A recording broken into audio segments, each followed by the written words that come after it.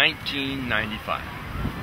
We were doing a film on Reichstag, 95, 2 years before the World Trade Center had been attacked. We had a little bit of private conversation about who did the first World Trade Center bombing.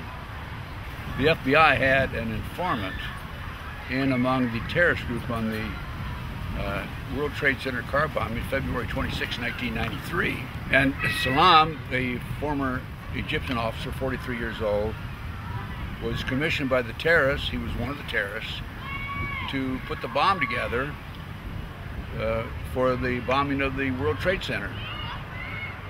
And he went to his FBI superiors. He said, "We're going to use a dummy bomb, aren't we?" And they said, "No, we're going to use a real bomb." Well, Ted, wasn't this guy a terrorist hired by the United States government, hired by the FBI? In fact, did they not, in fact, give him monies to buy the bomb which went into the World Trade Center? He was an informant for the FBI against the terrorists, and he wore a body mic on their instructions when he met with the terrorists. And unknown to the FBI, he wore a body mic when he met with the FBI. And fortunately for him, otherwise he probably would have been prosecuted himself. This came out during the trial, and it appeared in the October 23, 1993 New York Times. This information I'm telling you right now. And so he was told to put the bomb together by the terrorists. The FBI told him, "No, we're going to use a real bomb, we're not going to use a dummy bomb."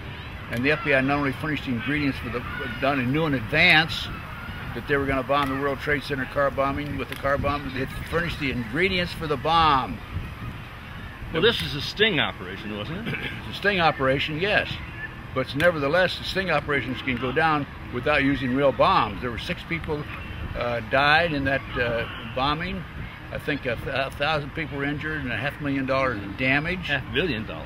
$500 million? $500 million. And there's just absolutely no excuse for this.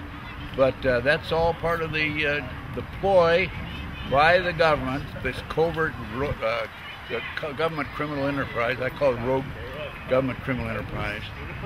It's all part of the ploy by them.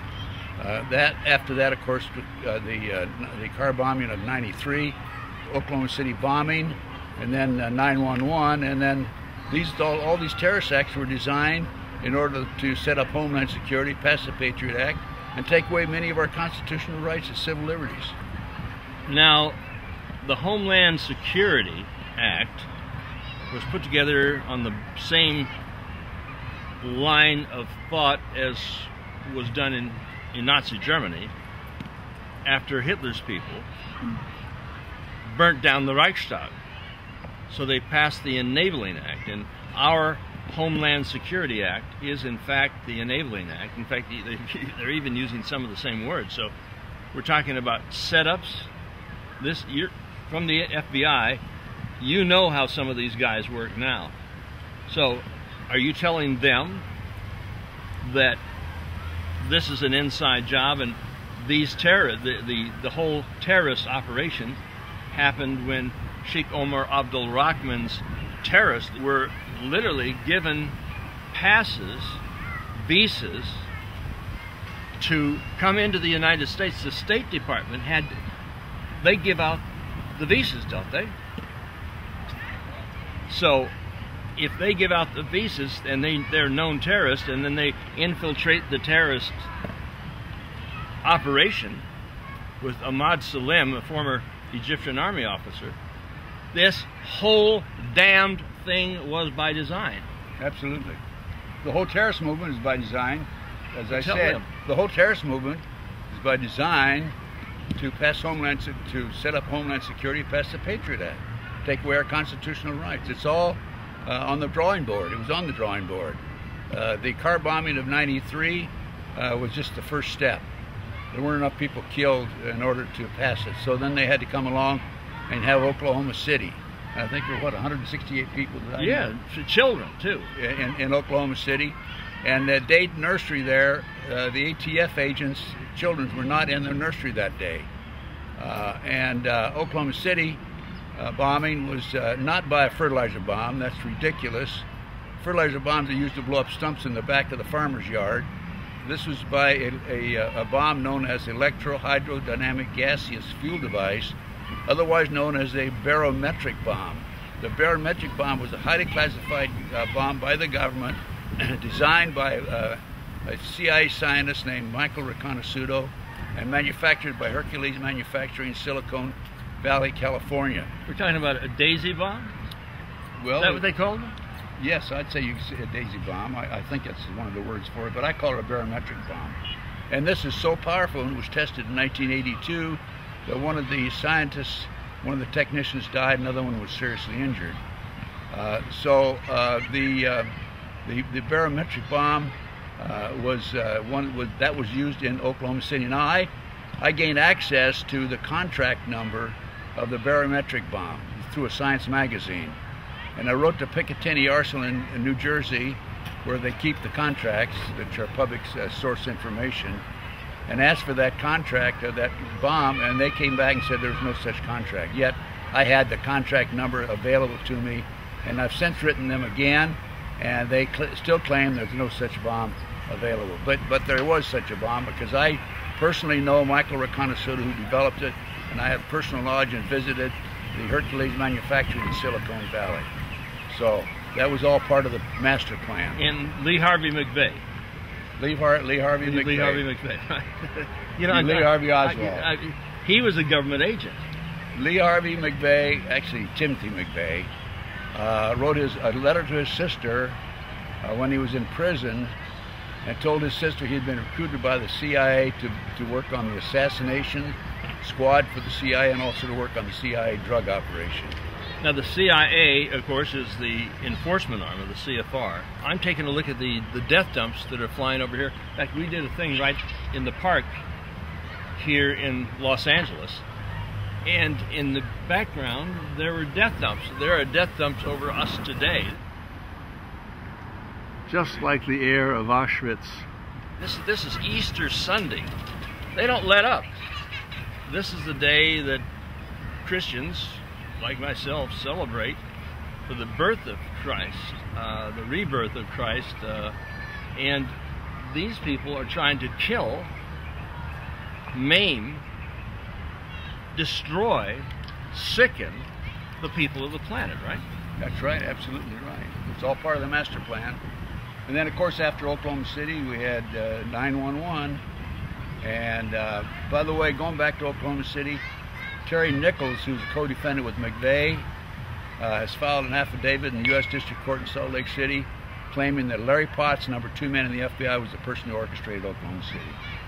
Larry Potts. Number 2 man in the FBI. I call it the FBI, my friend. We've been friends for, 35 years. And when I first met him, I said, my mother introduced me. I said, I was in the FBI at the time. He was head of the FBI at the time. In 1995, Ted and I were talking across from each other in front of a camera, saying that I don't want to put words in your mouth. What did you say? We're going to have another terrorist attack, and tell them that. I predicted another terrorist attack because the Patriot Act did not pass after Oklahoma City, and therefore they needed another terrorist act in order to get it passed, which they did, and which occurred, 911, and then we have the Homeland Security and the Patriot Act passed by Congress. By the way, the Patriot Act was originally written under the George Bush Senior administration, and one of the women authors, a Department of Justice attorney, said that people would have to be killed before this passes. Well, what happened, as you know, 911 people were finally killed, enough people killed that it passed. Now, the original bill had been reviewed by the Judiciary Committee in Congress and approved, and at 3:45 a.m. the morning that it was to be voted on by Congress, George Bush Jr., Baby Bush I call him, came in and slipped in the current bill that was passed, which was not read by the Judiciary Committee. So what that means is that the members of the Congress passed the bill without even reading it, thinking that the Judiciary Committee had approved it. Well, there was a Vietnamese communist. The Vietnamese communist wrote the bill. That's what was supposed to protect you, right? He was that bill. He was a Department of Justice attorney. This is Hitler's law, the Enabling Act, transferred into English, of course. There were some minor changes, but essentially the same thing. Not to protect the people, but to enslave the people. Not to give them more rights or to protect their rights or your right for anything, but to take it away. And we were having this discussion in 1995. And we were saying, I agreed with him. I said, yeah, this thing is coming. Damn, they're going to do it again. And then I was on September 11th. I got a phone call from you. And you said, they've done it. They've done it. We were expecting it for 6 years. They did it. And then I said, I'm on it.